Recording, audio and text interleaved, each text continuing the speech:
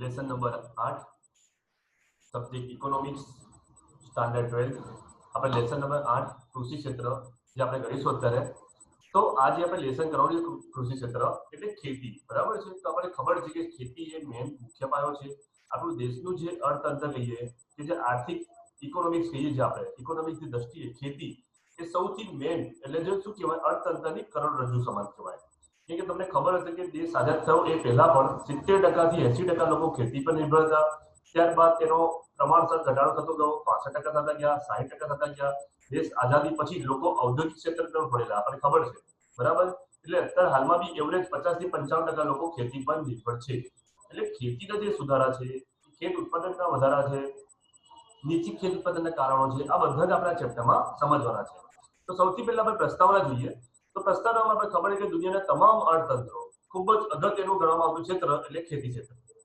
આ ક્ષેત્ર દેશના જે વસ્તીને જે અનાજ શાકભાજી ફળફળાદી ફૂલો જ નહીં પરંતુ ઉદ્યોગ માટે કાચો માલ પણ પૂરો પાડે છે બરાબર છે તો રોજગારી માટે જે આવકનું સર્જન બી કરે છે તો આ છે ખેતી ક્ષેત્ર હવે આપણે ક્વેશ્ચન પૂછે આપણને કે શોર્ટમાં કે જે કૃષિ ક્ષેત્ર છે એ અર્થતંત્રની કરોડરજ્જુ સમાન છે સમજાવો બરાબર શોર્ટમાં પૂછાય તો આપણે પેરેગ્રાફ લખવાનો છે એ તમને સમજાવું છું કે ભારતમાં જે કૃષિ ક્ષેત્ર છે એ આજ નહીં પુરાતન કાળથી આપણે ચેપ્ટર ચાલી ગયું છે તો પણ આપણે એકવાર રિપીટ કરીએ છીએ સમજો કે રિવિઝન ટાઈપ કરીએ છીએ બરાબર છે તો જે પુરાતન કાળથી જે સમય છે ત્યારથી ચાલતું આવ્યું છે જે કૃષિ ક્ષેત્રમાં ઘણા લોકોને રોજગારી મળે છે નિકાસ કમાણી કરી આપે છે અને મોટાભાગે લોકો કૃષિ ઉપર નિર્ભર છે એટલે આપણે ભારતને કયો દેશ કીધો હતો કે ભારત એક ખેતી પ્રધાન દેશ છે બરાબર અને બીજી વસ્તુ આપણે ખાસ કહીએ તો કૃષિ ક્ષેત્રમાં જે દેશની જે જીવાદોરી સમાન શું છે તો ત્યાં જીવાદોરી સમાનથી લીધી છે હવે તમે ખાસ ધ્યાન રાખજો કે જીવાદોરી એટલે શું આપણી લાઈફ લાઈન કહેવાય શું કહેવાય આપણી લાઈફ લાઈન કહેવાય બરાબર તો આ જે લાઈફ લાઈન છે એ આપણે શું કહેવાય છે આપણને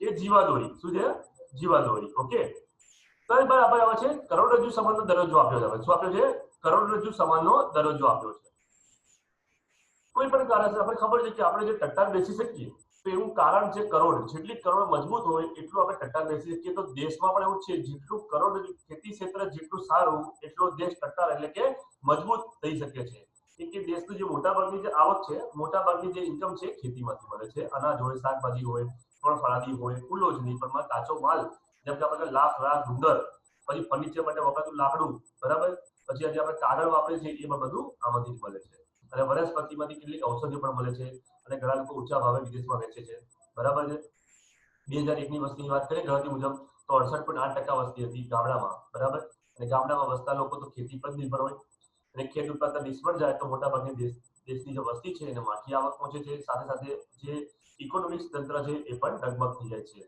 બરાબર છે અને કેટલીક ઉત્પાદિત વસ્તુની માંગ ન થાય હવે આમાં જો સરવાળે શું થાય કે મોટાભાગે જે ક્ષેત્ર છે એ નિષ્ફળતા થાય ખેતીમાં તેમને નુકસાન થાય છે તો જે ક્ષેત્ર છે એને પર માઠી આવક મતલબ કે માઠી અસર પહોંચે છે તો સેવાકીય માંગ આવક ઘટાડા રૂપે જે એનો અસર થાય છે અને એનો ઘટાડો થાય છે જેના કારણે કૃષિ ક્ષેત્ર નિષ્ફળ નીવડે તો દેશનું અર્થતંત્ર પણ ખોરવાઈ જાય છે એટલે દેશની પ્રગતિ એ શેના પર નિર્ભર છે તો કે ખેતી પર છે આટલા માટે તેને કરોડરજ્જુ કહેવાય છે બરાબર આ ખાસ ધ્યાન રાખજો શું કહેવાય છે ને કરોડરજ્જુ ઓકે આપણે આગળ ટોપિક જોઈ લઈએ તે લખવાનું તો પણ ચાલશે એની અંદર 1956 ની બીજી પંચવર્ષીય યોજનાની વાત કરીએ તો ઘણા ઔદ્યોગિક ક્ષેત્રે પ્રયત્નો કર્યા હતા અને અત્યારે થઈ રહ્યા છે એને મજબૂત તંત્ર અર્થતંત્ર તરીકે ઓળખાય છે અને ખેતી ઉપર ઉત્પાદન આવક રોજગારી નિકાસ આ બધાની નિર્ભરતા ઘટી છે છતાં પણ ભારતનો અર્થતંત્ર વિકાસનો દર આજે પણ કૃષિ ક્ષેત્ર વૃદ્ધિના આધાર પર આધાર રાખે છે એટલે એના ઉપર જ ડિપેન્ડ કરે છે હવે આપણે જોઈએ ભારતમાં કૃષિ ક્ષેત્રની વર્તમાન સ્થિતિ હાલમાં શું છે તો અંગ્રેજો તો ગયા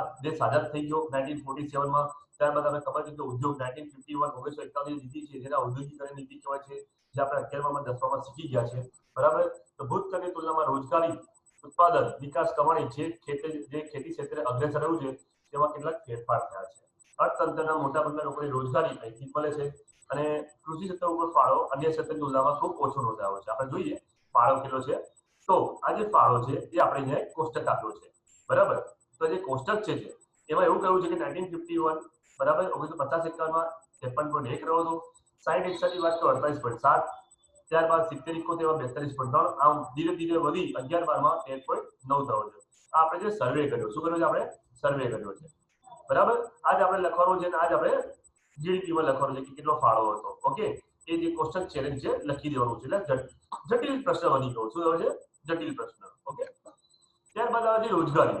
તો રોજગારીમાં ભારતનું કૃષિ ક્ષેત્ર સૌથી વધુ રોજગારી આપતું ક્ષેત્ર. તમને લાગશે કે રોજગારી સૌથી વધુ અહીંથી કેવી રીતે મળે? તો તમે જો તમે કેટલા ઘેટા બકરા ઉછેર છે, પશુપાલન ઉછેર છે, પછી જંગલની જે વનસ્પતિઓ છે, પછી લાખ રાત ગુંદર છે, પછી ફર્નિચરના છે, ખાસ કરીને ઉદ્યોગ માટે કાચો માલ બધું જ અહીંથી મળી રહે છે. બરાબર, એટલે સેવા ક્ષેત્રનો વિકાસ થયો છે, પરંતુ રોજગારીનો આધાર એની પર ઘટી ગયો છે. લોકો અત્યારે ખેતીમાંથી બીજા તરફ વળી ગયા છે. અને જે 1-2 માં આપણો 58% હતો એ 14-15 માં 49% લોકોને રોજગારી પૂરી પાડી. વિચાર કરો, આમ ઘટી ગયો છે કેમ કે લોકો ડિપેન્ડ બીજા પર જતા રહ્યા છે. ઔદ્યોગિક ઉદ્યમ તરફ ગયા છે. નિકાસ, તો આપણે ખબર છે ભારત એક સોનેકી ચીડિયા હતો, પહેલેથી ખબર છે. તો આપણે જે દેશમાં ઉત્પાદન થતી નથી વસ્તુ, એવી વસ્તુને આપણે આયાત કરીએ છીએ, અને જે વધારે ઉત્પન્ન થાય છે એવી વસ્તુને આપણે નિકાસ કરીએ છીએ. ઓકે, તો જે કૃષિ ક્ષેત્રને જે આર્થિક નિકાસ માટે જરૂરી વિદેશી ઊંડિયામણ જરૂરી છે. જો નિકાસ કરીએ તો વિદેશી ઊંડિયામણ આપણને મળે. શું મળે? વિદેશી ઊંડિયામણ. તમને ખબર છે શું કઈ વસ્તુની નિકાસ થાય છે એ પણ તમને કહી દઈએ. તો જે મરી મસાલા છે, બરાબર છે, ફળ છે, ચા છે, કોફી છે, આ બધું જ સારું એવું કમાઈ આપે છે. અને એ પૈકીનો જે 70% જે આવક માત્ર કૃષિ ક્ષેત્રમાંથી મળી રહે છે. પરંતુ દેશની વિકાસની વાત કરીએ તો અગ્રસ્થાને છે સેવા ક્ષેત્ર. શું છે? ઉદ્યોગો અને સેવા ક્ષેત્ર પણ અગ્રસ્થાને રહેવાને કારણે તેનો જે વિકાસમાં આવક છે એ પણ ફાળો ઘટ્યો છે. અને 2013-14 ની જે વાત કરીએ આપણે, તો એમાં જે ફાળો હતો એ 14.2% નોંધવામાં આવ્યો છે. શું થયું છે? 14.2% નોંધવામાં આવ્યો છે. ઓકે, ત્યારબાદ આપણે જીવન ધોરણ વિશે વાત કરીએ તો વિશ્વના લોકોમાં જીવન ધોરણનો પ્રાથમિક આધાર ખેતી પર છે. ભારતમાં કૃષિ ક્ષેત્રે લોકો જીવન ધોરણમાં સુધારો કરી શકે છે અને સતત કામ વધાર્યું છે. બરાબર, કૃષિ ક્ષેત્રે મુખ્યત્વે 2 પ્રકારના પાક લઈ શકાય. આપણને ખબર છે, રોકડિયા પાક છે અને અનાજની કઠોળ પાક છે. એ પ્રકારના લઈ શકાય છે. રોકડિયા પાક તમે લાસ્ટ ટાઈમ પૂછ્યું હતું કોને કહેવાય, તો કે ફટાડીને સરસ એવું, મતલબ કે સારું એવું આપણને આવક પ્રાપ્ત કરી આપે. શેરડી છે, તમાકુ છે, બરાબર છે, પછી કપાસ છે, આ બધા રોકડિયા પાક કહેવાય. અને તણ છે, મગફળી છે, રૂ છે, તેલીબિયા છે, આ બધા રોકડિયા પાક છે. ત્યારબાદ જ્યારે બાકી બીજા બધા જોઈએ તો ફળફળાદી, શાક, ફૂલ, એમાં પણ સારી એવી ખેતી કરે છે અને જરૂરિયાત પૂર્ણ કરે છે. તો માથાની જે ઉપલબ્ધતા છે એ આપણે એની વાત કરીએ આપણે તો દૈનિક 1951 ની વાત કરીએ આપણે. શું કરીએ? 1951 ની વાત કરીએ તો એ 395 ગ્રામ હતી. 100 થી 395 ગ્રામ ઉપલબ્ધતા હતી, જે વસ્તીમાં ખૂબ ઝડપી વધારો થયો. બરાબર, છતાં પણ 2013 માં તે દૈનિક કેટલી થઈ? 511 ગ્રામ જ થઈ, એટલે ઘટી ગઈ. બરાબર, તે વધારે જ કહેવાય. આમ તો જોવા જઈએ તો ઉત્પાદકતા વધવી જોઈએ વસ્તી પ્રમાણે, પણ એથી નથી વધી. બરાબર, સરેરાશ આયુષ્ય વધ્યું છે, એવરેજ જોઈએ તો સારું એવું થયું છે. લોકો પેલા 30-40 વર્ષથી તો 60-65 વર્ષ એવરેજ જીવી શકે છે.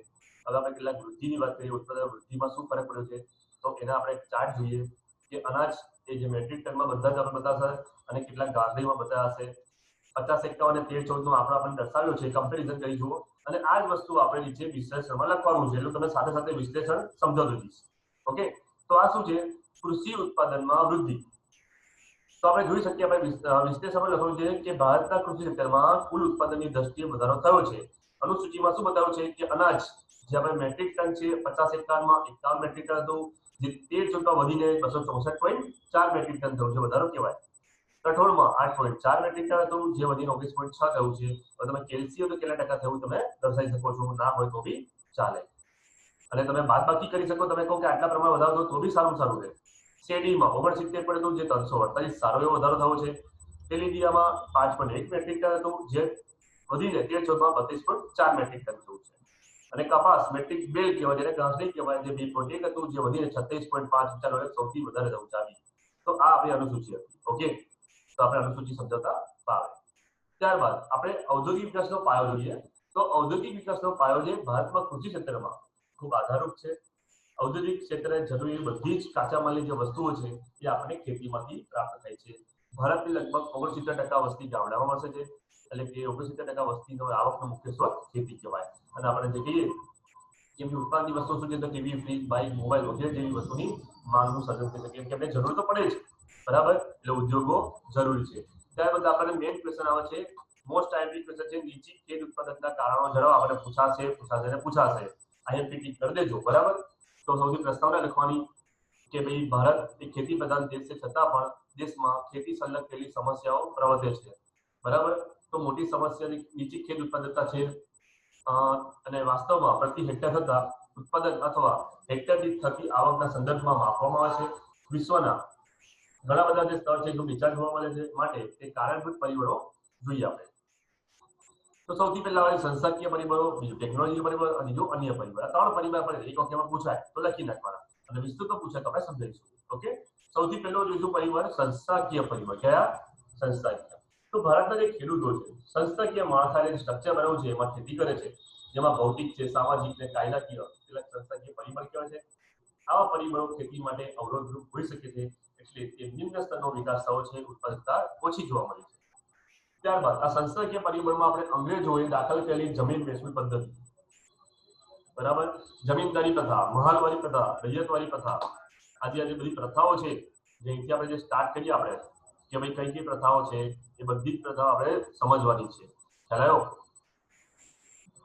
તો આ બધી પ્રજાઓએ ખેત ધિરાણની સવલતો છે, ખેત પેદાશની વેચાણ વ્યવસ્થાની, વાહન વ્યવહારની, બરાબર, જમીન માલિકીની પ્રથા, આ બધાનો સમાવેશ થાય છે. આ પરિબળો જ અવરોધરૂપ બને છે. એટલે ભારતમાં ખેતી ક્ષેત્રે નીચી ઉત્પાદન જોઈએ તો આ પરિબળો આધાર છે. બીજું છે જમીન મહેસૂલ ઉઘરાણી પદ્ધતિ. એ ખરાબ હતી. એ જમીન મહેસૂલ આપણે ખબર લગાણ વિશે આપણે જોયું છે. તેમાં જોયું હતું કે આપણે જે આપણી જ જમીન અને આપણી જ ભૂમિ, માતૃભૂમિને આપણે એની મજૂરી કરવી પડે ને આપણે એનો ગુલામ થઈ જવું પડતું હતું, પણ ભૂલ આપણી હતી, બરાબર, એટલે કઈ કહી શકાય નહીં. તો જમીનદારી પ્રથાની વાત કરી, મહાલવારી પ્રથા, રૈયતવારી, આ કોપી છે, ઉપરનો પોઈન્ટ છે આમાં કોપી છે. ગણો ત્યાં જમીન વિહોણા ખેત મજૂરો, બરાબર.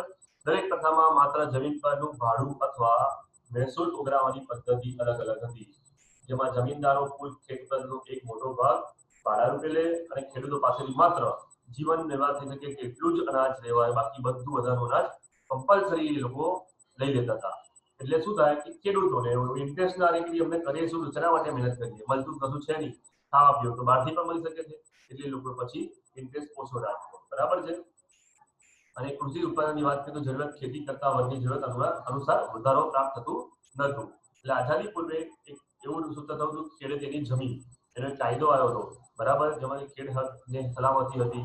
એમાં કેટલાક ભાડા નિયમનના અંગેના કાયદા, ખાસા બધા કાયદાઓ બન્યા અને સંપૂર્ણપણે અમલ ન થતા ખેડૂતોને શોષણ મુક્ત કરી શકાયા નથી, બરાબર છે. દુઃખદ પ્રશ્ન થયો. ત્યારબાદ આવે ખેત ધિરાણ. તો હવે ભારતમાં મોટા ભાગના ખેડૂતો તેનો સામનો કરે છે તો કે ગરીબીનો સામનો કરે છે, બરાબર છે. તો જેમને દરેક પાક અગાઉ ખેત ધિરાણની આવશ્યકતા રહે છે અને ખબર તમે કે ખેત ઉત્પાદન કરવી હોય તો આપણે ખેત ધિરાણ એટલે કે બિયારણ છે, કેટલું પાણી મળે છે, સિંચાઈની પદ્ધતિ છે, સાથે સાથે કેટલાક એના યંત્રો છે, આધુનિક ટ્રેક્ટર છે, થ્રેસર છે, આપણે ઘણું બધું જોઈએ આપણને, ને એ જ આપણને મળતું ના હોય તો આપણે પોસિબલ નથી. અને આટલી સમયથી જે નાણાં ધીરાણની ભૂમિકા જોવા મળી છે ખાનગી લોકો, એને એ લૂંટતા છે. એના માટે તમે જો તમારા પેરેન્ટ્સને પૂછી શકો છો, એક પિક્ચર હતું જેનું નામ છે મધર ઇન્ડિયા. શું નામ છે એ તમે જુઓ તો તમે આખી જે દેશની પરિસ્થિતિ હતી, ખરેખર ખેડૂતોની જે પરિસ્થિતિ એટલી ભયાનક અને ખરાબ હતી એ પરિસ્થિતિ આપણને જોવા મળશે. જે હમણાં મેં લાસ્ટ મંથમાં જે આપણું લોકડાઉન થતું હતું એ વખતે આપણે જોયું મેં મૂવી, તો તમને ખ્યાલ આવશે કે આ ખરેખર આપણું જ જમીન અને આપણે જો સપોઝ કે જો એ સુકાઈ ગઈ, વરસાદ ઉપર આધારિત હતી અને વરસાદ અનિયમિત હતો તો સુકાઈ જાય, જમીન સુકાઈ જાય તો ખેડે કોણ? તો એ જમીન આપણે તો આપી દીધેલી હતી અને એવી જમીન પર પણ આપણે મજૂરી કરવી પડતી હતી, બરાબર છે. એ જમીન પર ખેડી કરી અને પાક ઉગાડવો પડતો હતો અને પછી પાક ઉગી જાય તો પણ આપણે એમને આપી દેવું પડતું હતું, બરાબર. આટલું ખરાબ હાલત હતી. તો આપણે સરકારની વાત કરીએ તો 1982 થી શું છે ટોપિક તમને કહું છું, 1982 થી નાબાર્ડનું ફૂલ ફોર્મ પૂછાશે આપણને, જેનું નામ છે national bank of agriculture rural development. એની સંસ્થા થઈ, એ ખેડૂતોને ધિરાણ આપે છે, બરાબર છે, સબસિડી આપે છે, 27% ખેડૂતોને ધિરાણ આપે છે. અને બાકીનું વાત કરીએ તો ખેત ધિરાણ વિભિન્ન સંસ્થાઓમાંથી પૂરું પાડે છે. ઓકે, તો આ જે વસ્તુ છે આપણે જોવા મળી શકે. અત્યારે હાલમાં બી નાબાર્ડ છે, આસામ રૂરલ બેંક છે, બાકી ગામડામાં તો છે. એટલે ખેત ધિરાણમાં સુધારો થયા, એનો જે ઊંચો ખર્ચ છે, બરાબર, ખેડૂતોનો ખર્ચો ઊંચો હોય તો એ કૃષિની જે આવક છે, નફો નહીવત રહેતો હોવાથી ખેડૂતોને વધુ ઉત્પાદન મેળવવા માટે જે ખેતીજન્ય કામ કરવું આકર્ષણ રહેતું નતું, એટલે ઉત્પાદન નીચી ગઈ. ત્યારબાદ આવે છે કૃષિ પેદાશોની વેચાણ વ્યવસ્થા. ભારતમાં નબળા પાયાના માળખું જે ઇન્ફ્રાસ્ટ્રક્ચર છે એકદમ નબળું છે, જેની ખેત બજારો યોગ્ય જોડાતા નથી, રસ્તા કે વાહન વ્યવહાર યોગ્ય થતા નથી, પોસિબલ નતા. મોટાભાગના ખેત પેદાશો ઊંચા ભાવનો લાભ લે છે, ખેડૂતોને બદલે વેપારીઓને વેચી નાખે છે. તમને ખબર છે બ્લેક માર્કેટ એટલે સંગ્રાહકો કહેવાય. એના કારણે માર્કેટ ઊંચું થાય અને એને ખેડૂતોને પૂરો લાભ ન મળે, એમને પૂરો ભાવ ન મળે. પણ સરકાર શું કરે? ટેકાના ભાવ જાહેર કરે, પણ ટેકાના ભાવ જાહેર કરતા ત્યાં સુધીમાં તો બ્લેક માર્કેટ શરૂ થઈ ગયું હોય, એટલે એમને કોઈ લેવા તૈયાર ના હોય, બરાબર છે. એટલે ઘણું નુકસાન થાય બજારમાં. એની પદ્ધતિની જાણકારી નથી હોતી. ઘણી વાર શું થાય છે કે ખેડૂતો તો આપણને ખબર નહીં, ડાયરેક્ટ આપણી પાસે આવીને વેચી ના શકે, બરાબર. એ લોકો ખેતી કરે કે આપણે વેચવા આવે. સૌથી મોટી સમસ્યા તે જ છે. એટલે નિરાશાવાદી બની જાય. શું થઈ જાય? નિરાશાવાદી. આપણે બીજું જોઈએ નેક્સ્ટ ટોપિક, ગ્રામીણ સમાજ વ્યવસ્થા. તો ગ્રામીણ સમાજ વ્યવસ્થામાં આપણે ભારતના ખેડૂતો મોટાભાગે પ્રારબ્ધવાદી કેવા હતા? પ્રારબ્ધવાદી, અપૂરતી માહિતી ધરાવે છે, જૂની પરંપરાઓ છે, વ્યવસ્થાઓથી બંધાયેલા છે, મૂળભૂત રીતે પ્રારબ્ધવાદી હોય, ભગવાને આપેલી જે છે ને ઈશ્વરે આપેલી દેન છે એવું કહેવાય, એટલે એ સ્વીકારી લીધી છે અને જેથી તેઓ પોતાના જીવન નિર્વાહ માટે પૂરતી ખેતી કરીને સંતોષ રહે છે. બરાબર છે. તે આર્થિક વિકાસ કરવા, ખેતીનો વિકાસ કરવા કે ભાઈ આવકમાં વૃદ્ધિ કરવા પ્રેરણા જે મળે એ મળતી નથી, અભિલાષા નથી મળતી. ટૂંકમાં અર્થતંત્ર જે છે એમનું એક કેન્દ્ર કેવું છે? કૃષિ ક્ષેત્રે નીચી ઉત્પાદકતા ધરાવે છે.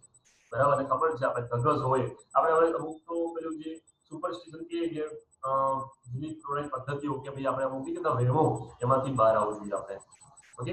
ત્યારબાદ ટેકનોલોજી કે પરિબળ છે, પછી આપણે અન્ય પરિબળ પર જોઈએ તો ભારતના કૃષિ ક્ષેત્રમાં પાકની બાબતમાં પરંપરાગત એવી જૂની પદ્ધતિઓ ઉપયોગમાં જોવા મળે છે. બરાબર. કેટલીક વિચારધારાઓ જોવા મળે, એના નિર્બળ એટલે કૃષિ ક્ષેત્રને નિર્બળ બનાવે છે. તો વર્તમાન સમયમાં ભારતના ખેડૂતો ટ્રેક્ટર બદલે હળ અને ઉપયોગ કરતા જોવા મળે. હાલમાં તો શું થાય છે? બિયારણને બદલે પરંપરાગત બિયારણો વાપરે છે, જે નીચી ઉત્પાદકતાને કારણે એ બહુ જ મતલબ કે દેશનું અર્થતંત્ર ડાઉન કરી નાખે છે. રાસાયણિક ખાતરની જગ્યાએ છાણિયા ખાતરનો ઉપયોગ પણ કરે છે, જે નીચી ઉત્પાદન સર્જે છે. પાક સંરક્ષણ માટે જંતુનાશક દવાઓ અને નવીન પદ્ધતિનો ઉપયોગ ભારતના ખેડૂતો ખૂબ ઓછા પ્રમાણમાં કરે છે, એટલે મંદ ગતિએ છે. અન્ય પરિબળો આપણે કરી દઈએ. બરાબર છે. ત્યારબાદ આપણે ખેત ઉત્પાદન વધારવાના કારણો લઈશું. તો અન્ય પરિબળમાં મેન આવે છે વસ્તીનું ભારણ. આપણે ખબર છે કે જ્યાં આપણે જો 50 લોકો રહેતા હોય ત્યાં 100 લોકો રહે તો સીધી વસ્તુ છે, તકલીફ તો પડવાની જ છે. તો અહીંયા આગળ ભારણ વધી ગયું છે. લોકો બહારના લોકો, બહારથી ગામડાના લોકો કે બીજા શહેરના લોકો પણ આપણે અહીંયા અટ્રેક્શન મતલબ કે સારી એવી આવક કરવાના માટે આવે છે. તો ભારતમાં 72% લોકો ખેતીમાંથી રોજગાર મેળવતા હતા અને 2001-2માં ઘટીને 58% થઈ ગયા. 13-14માં 49 થઈ ગયા. આમ ભારત ખેતી પર તો ઘટી ગયું, પણ ઉદ્યોગો તરફ વધી ગયું. એટલે લોકો શું કરે? ખેડૂતો પોતાની ખેતીનો જે જમીનનો મોટો ભાગનો હિસ્સો ઉદ્યોગપતિઓને વેચી લે. તમને ખબર છે કે મોટા ભાગે હાઈવે ટચ જમીનો છે ખેડૂતોની, એ શું કરે છે? હાઈ રેન્જમાં વેચી નાખે છે. બરાબર. એ સૌથી મોટી સમસ્યા છે. આર્થિક આયોજનનો અભાવની વાત કરીએ આપણે તો ભારત સરકારે પ્રથમ પંચવર્ષ યોજનાના બૃહત્પણે ખેતી ક્ષેત્ર માટે બનાવી હતી, પરંતુ બીજી પંચવર્ષ 1956ની ભારતનું જે આયોજન એ ઉદ્યોગ કેન્દ્રિત બની ગયું અને સરકારે વિકાસ માટે જેટલો પ્રયત્ન કર્યો કે સમય ફાળવી ખર્ચ કર્યો કેટલું બધા છે જો ખેતીમાં આપ્યું હોય તો સારું પણ ખેતીમાં આપ્યું નથી. ટૂંકમાં સરવાળે ભારતનું કૃષિ ક્ષેત્ર નિયમિત રીતે મંદ દરે વિકાસ કરે છે. બરાબર છે. હવે નેક્સ્ટ ટોપિકમાં ખેત ઉત્પાદન વધારવાનો ઉપયોગ કરીશું. અહીંયા આપણે ટોપિક સમાપ્ત કરીએ છીએ. જય હિન્દ. ત્યારબાદ તમને હું હોમવર્ક પણ સેન્ડ કરી દઈશ. ઓકે. જય હિન્દ.